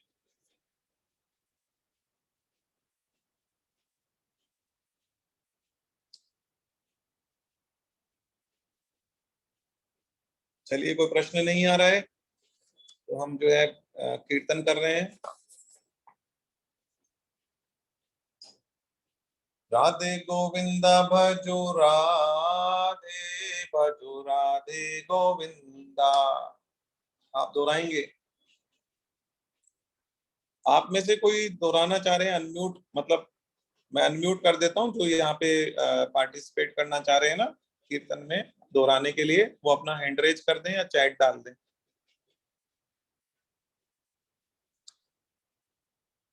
देवी शाही जी ने हैंड रेज किया है, आप अपने आप को अनम्यूट कर लें। सुनीता सोनी जी ने हैंड रेज किया है, अपने आप को अनम्यूट कर लें। हरे कृष्णा। हरे कृष्णा जी ने, कांता खंडेलवाल जी किया, अनम्यूट कर लें अपने आप को। और कांता खंडेलवाल जी, आपने हमारे यहाँ से जो कॉल गया था वेदिका को, बोला है कि भाई आपके साथ कोई 3 साधक जुड़ना चाह रहे हैं, तो आप उनका मेरे को भेज देना डिटेल्स, में व्हाट्सएप में जोड़ दूंगा, वो भी क्लास लेना चाहें तो ले पाएंगे। वो सर क्लास ले रहे हैं, एक तो सुनीता सोनी है जो अभी हैंड रेज किया है जिन्होंने। ठीक है, आप लिंक भेज देते हैं उनको? हाँ ठीक है, हाँ वैसा भी कर सकते हैं, और आप चाहें तो ग्रुप में जुड़वाना तो जोड़ भी देंगे। ठीक है, आप मेरे नंबर भेज देंगे तो मैं जोड़ दूंगा। चलिए, राधे गोविंद भजो राधे गोविंदा। राधे गोविंद भजो राधे भजो राधे गोविंदा।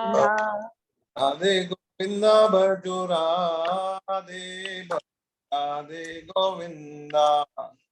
राधे गोविंद भजो राधे भजो राधे गोविंदा।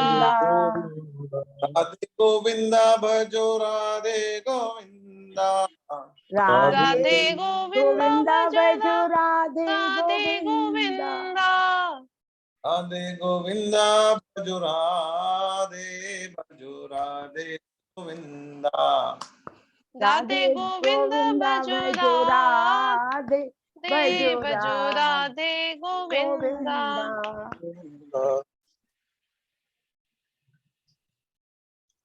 हरे कृष्णा। हरे कृष्णा। बोलो बिहारी लाल की जय हो। बोलो वृंदावन की जय हो। बोलो राधा गोविंद सरकार की जय हो। बोलो मीरा के गिरधर नागर की जय हो। बोलो रसवानुसुधा राधा रानी की जय हो। बोलो भगवान श्री राम की जय हो। बोलो जनक जय हो। बोलो धरती जय हो। बोलो जीवनी की जय हो। बोलो सभी संतों की जय हो। बोलो सभी जय हो। बोलो अनंत कोटि वैष्णव वृंद जय हो। हरे कृष्णा। हरे कृष्णा। हरे कृष्णा।